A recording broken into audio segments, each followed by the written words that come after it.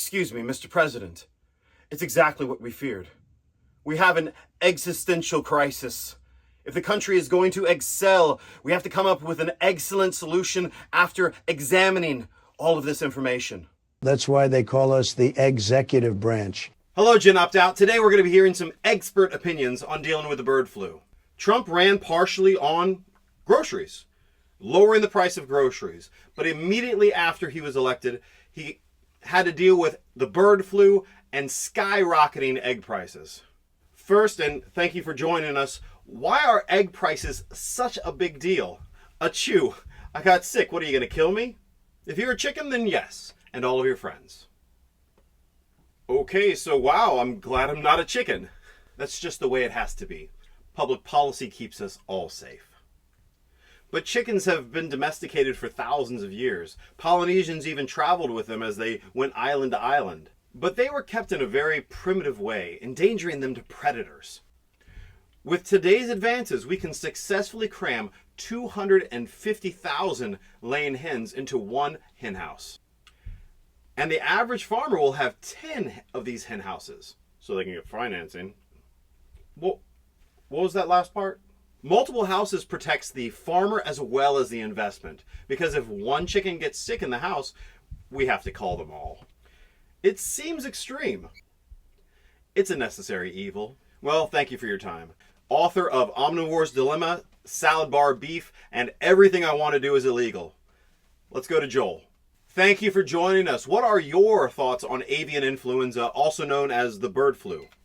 Every time it starts in a concentrated animal feeding operation or some sort of industrial concentrated situation that's unhygienic, unsanitary, and fully vaccinated, medicated, adulterated, pharmaceuticalized, and everything else you can imagine. But don't you think it's important to protect your system from outside diseases and predators? When the industry blames wild birds, they always say, oh, it's these ducks, it's these geese, it's these wild critters that are bringing this in. Listen, any kind of production system that demonizes wildlife is automatically wrong. You can't have any kind of actual credible food production system in which wildlife is the enemy. My last guest expressed the importance of controlling disease through culling. How long have geese and ducks had this? Thousands and thousands of years? They're still around. The thing that gets me about avian influenza is the response to it. So in any flock that gets avian influenza, there are always survivors. Many times, some more survivors than not. Now you would think that if the people in charge were actually thinking, that they would say, we got a flock here of chickens, some got it, some didn't. Why don't we save the ones that didn't? We'll take their genetics and breed them, and maybe we'll actually breed in more robust immune systems. Wow, fancy that. Wouldn't that be cool? No. If you have 10,000 birds in a flock, one bird's got avian influenza, immediately, by government decree, all of them must be exterminated. All of them. Survivors, non-survivors, everything, okay? And so the whole program about avian influenza is about extermination. That is never a way to actually get ahead of disease. So what I'm hearing is a big part of the problem is government interference. Do you think there is any other way?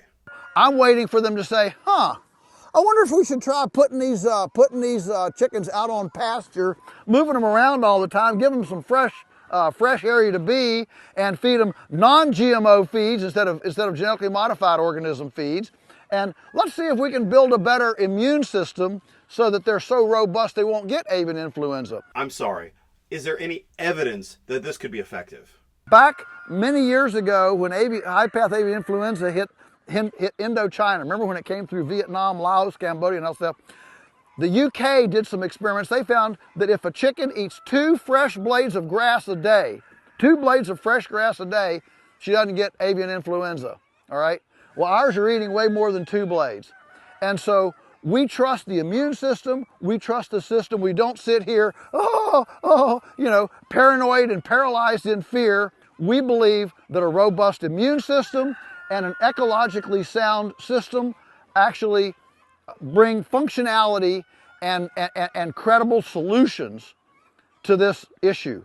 And for sure, exterminating the healthy ones, exterminating the ones that didn't get it, is absolutely the opposite approach that we ought to be having. Well, thank you so much. It was very enlightening. There's two perspectives. What's your thoughts? Is nature the enemy or is it the answer? Leave your thoughts in the comments. Thank you so much. This is part 1 of this examination. Join us tomorrow for part 2. Thank you.